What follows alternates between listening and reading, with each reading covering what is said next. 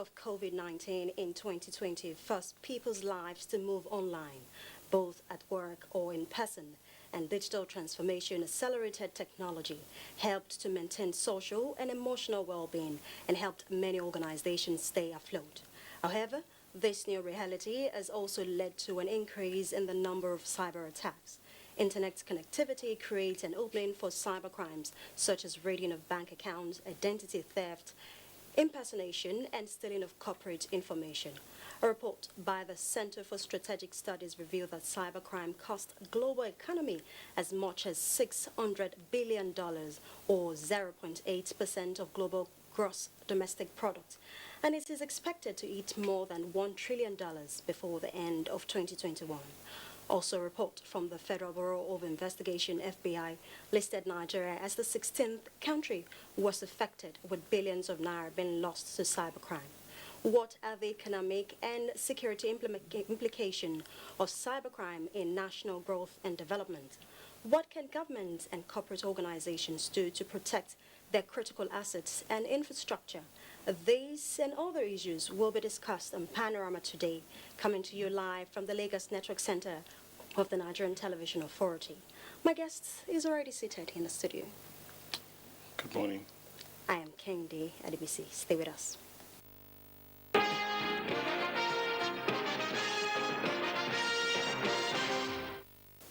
President Muhammadu Buhari felicitates with Muslim Ummah, Nigerians of all faiths, and the followers of Islam all over the world on the occasion of Maulud Nabi, the birthday of the Holy Prophet Muhammad, peace be upon him. A statement by the Senior Special Assistant to the President on Media and Publicity, Garba Shehu, says President Buhari is delighted to send greetings of peace, unity, and goodwill to Muslim Ummah, fellow citizens and Muslims all over the world as they observe and celebrate Eid al-Maulud. The President urged Muslims to strive for forgiveness and closeness to the noble life and teaching of Prophet, whose birthday is being marked on this blessed day. On this auspicious occasion, wishing them all the blessings of today, the President uses the occasion to give a snapshot of the increased activities the armed forces, police force, and intelligence agencies have embarked upon to effectively respond to the security challenges in the nation. The President noted that increased cooperation and collaboration from citizenry, coupled with reinvigorated, dynamic, and energized police, security, and military leadership, is helping the administration score more victories against terror, criminality, and economic sabotage. The reality of declining insecurity should replace the inaccurate narrative of rising insecurity in the country. President Buhari also urged road users to drive with care and avoid needless accidents.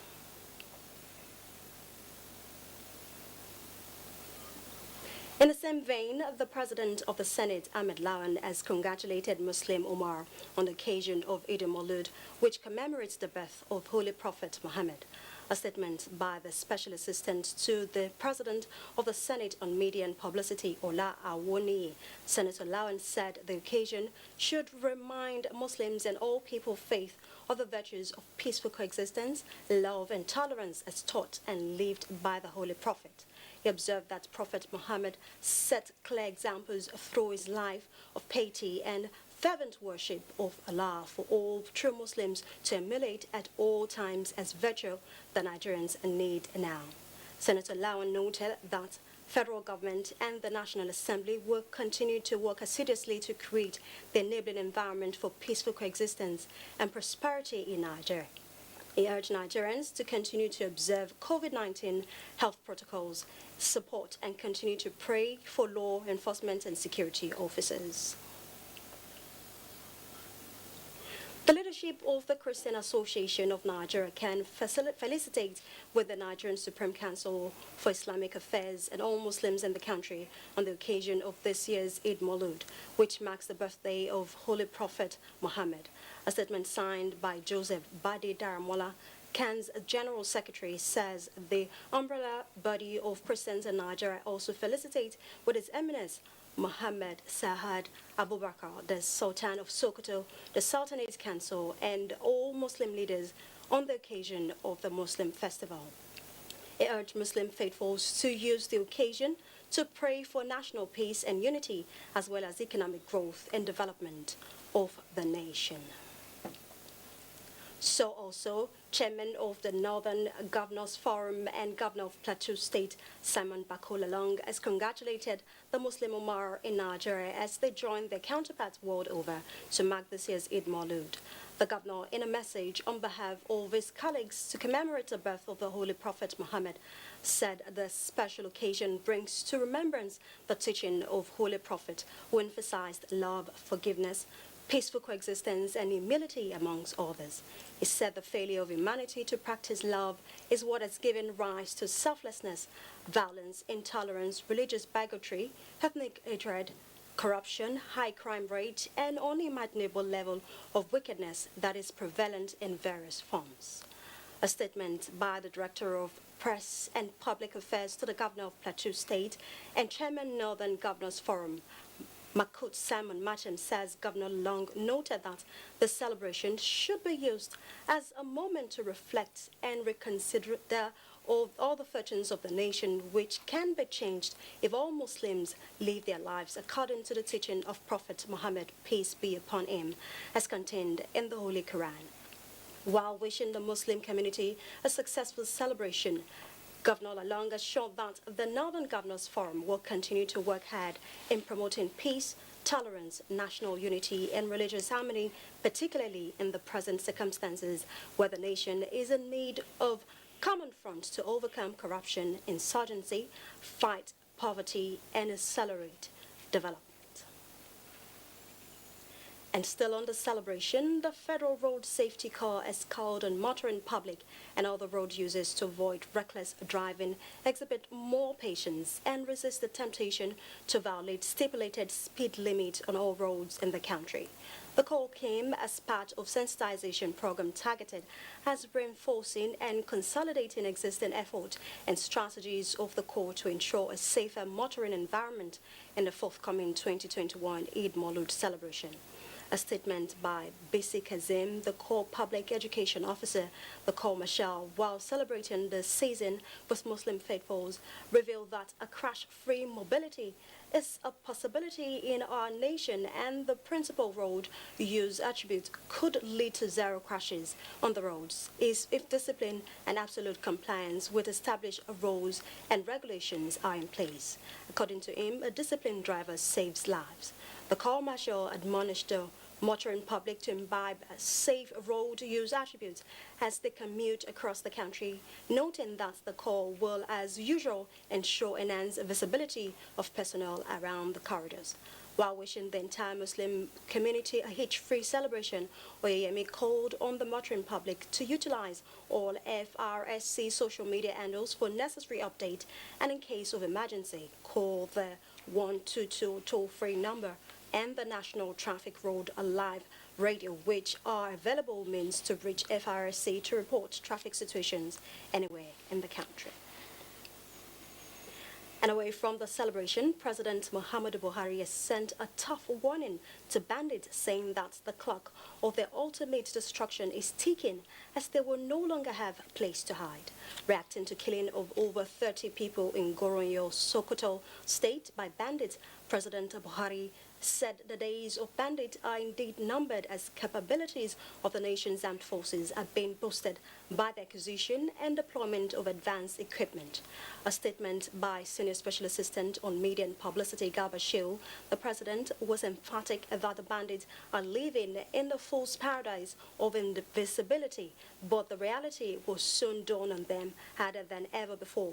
The cowardly act on innocent people by the bandit, he explained, show a rare guard action of criminals under pressure. But they will have no place to hide, as the gallant security forces will not relent in their current offenses to defeat what he called the callous enemies of humanity. President Buhari appealed to all Nigerians not to despair, because his administration is determined more than ever before to protect Nigerians from murderous criminals gangs that have no respect for the sanctity of human life. The president extended his sympathy to the families of the victims of the Goronyo attack and called on people to continue to be patient as the military strategies on how to deliver the crushing blow to the bandits. This is Panorama reaching you live from the Lagos Network Center. We'll take a short break now. The news continues shortly. Coronavirus is real. Steps to avoid this pandemic. Wash your hands regularly or sanitize your hands. Keep social and physical distancing. Avoid crowded places.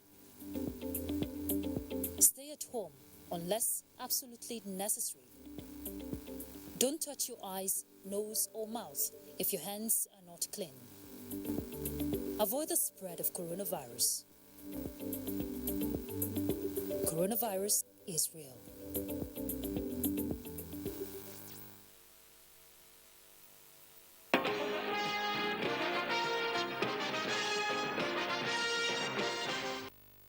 Glad to know that you're still there with us. It is no longer news that business and government operations in Nigeria are gradually going digital in response to the 21st century technological shift.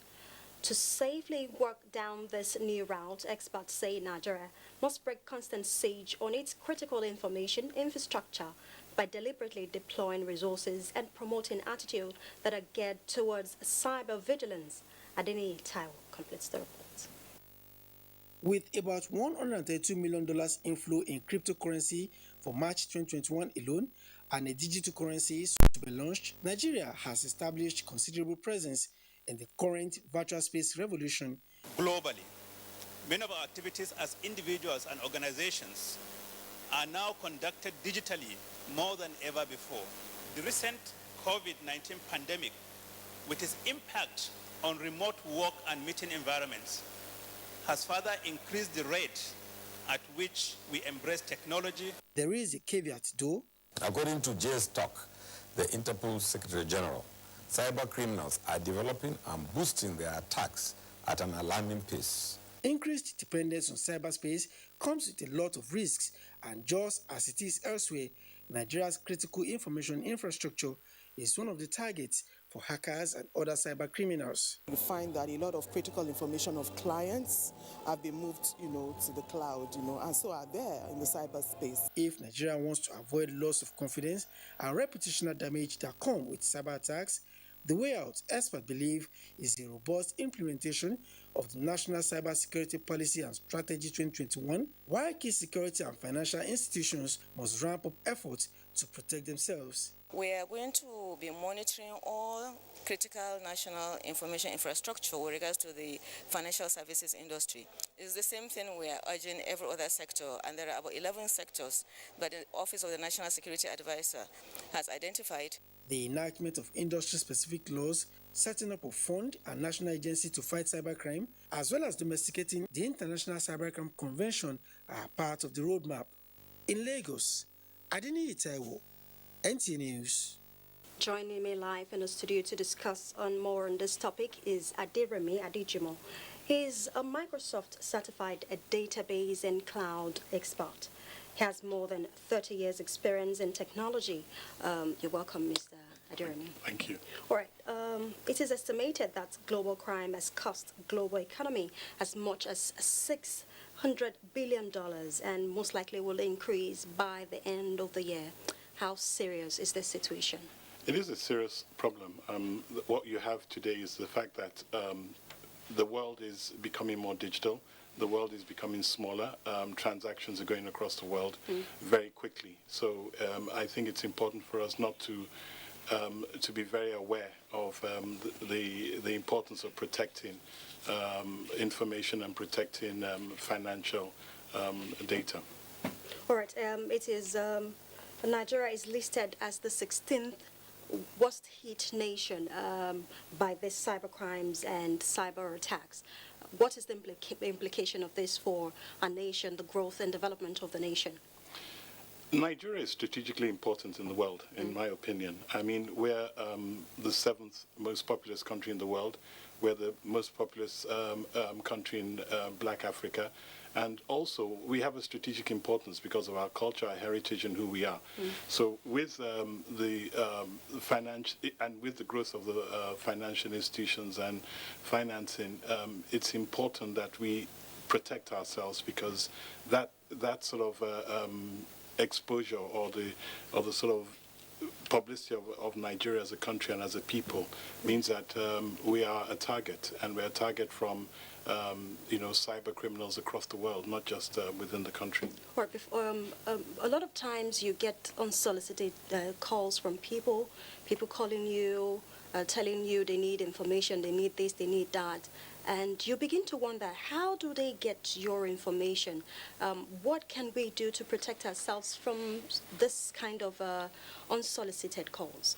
Okay, the thing about it is, I think for Nigeria has brought out the NDPR, which is the privacy data regulation. What that means, it helps against things like that, where people that hold your data have to secure that data more. Okay. Because there are people that hold your data, and it's required by law because of KYC. So with the bank wants your KYC, so they've got all your information. If that particular bank does not keep that information secure, somebody can get that information and point out key things in there and ask you questions. But like the banks always say, they don't need your PIN, they don't want that information, because it's protected, and there's a way that even they don't know it, but they don't need to know it for you to do your transaction. So the key thing in there is for users to be aware that just because someone's got your number and does not mean you should entertain their call. And there are a lot of tools out there that helps us on our phones to know that this is a scammer call, yes, and we should be vigilant on there. So, for example, on my phone, I've installed something like Truecaller. What that does, that tells me, because it's a community thing, if this person has done that severally, it pops up on my phone that this is a scammer. So I'm alerted that I'm not going to have a conversation with this person, and I'm going to drop the call as soon as possible. And I know that if I don't have money with a particular bank, or I don't have a pending transaction, I have no business talking to somebody. And if in doubt, cut the call. If it's important and it's persistent, they will call back, or they will contact you by other means in there. With this COVID-19 pandemic that came up last year, a lot of people use the internet more now, and this makes us more vulnerable to cyber attacks and cyber crime. What can we do as individuals, corporate organizations, and especially the financial sector? Okay, so as individuals, the important thing is not to keep personal information written where somebody can see it. So first of all, make sure that all your information is secure and you're the only one that has access. One of the things I do is when I write down, if I'm trying to write down a password to remember, I don't write it literally. Okay. I either write it in a code, or I write it in several pages and things like that. So to anybody but me, it's meaningless to them. So that's the first thing as an individual, is you keep your information secure. In fairness to organizations, the development is moving so fast that they're constantly playing catch-up. The development of technology, the development of what we can do means that they're always playing catch-up. But I would urge organizations to not take it lightly and to spend a good amount, because it's like you're spending money on insurance, and that culture is not a Nigerian culture to pay for insurance, but you should pay for that insurance because you actually have a lot of information online. And the fact of the matter is that you've got trillions of naira available in a shop window. So because of that, it's so important that you protect that data. And also, there are things, the government has done a lot of great stuff in terms of, you have the Digital Economy Ministry. They are pushing hard on that. You've got NIDA with the NDPR. So things are coming together, and and there's a lot in the background that are being developed to make sure that the country is more secure, platforms are more secure, and our personal information is more secure. But it's a joint responsibility. It's not just government, it's not just private enterprise, and it's not just individuals. I think all three parties have a role to play. Before I let you go, the Cybercrime Preventive and Provision Act 2015, how effective is this? like, if you look at all the laws across the world, because of rapid development, there are always changes. Yes.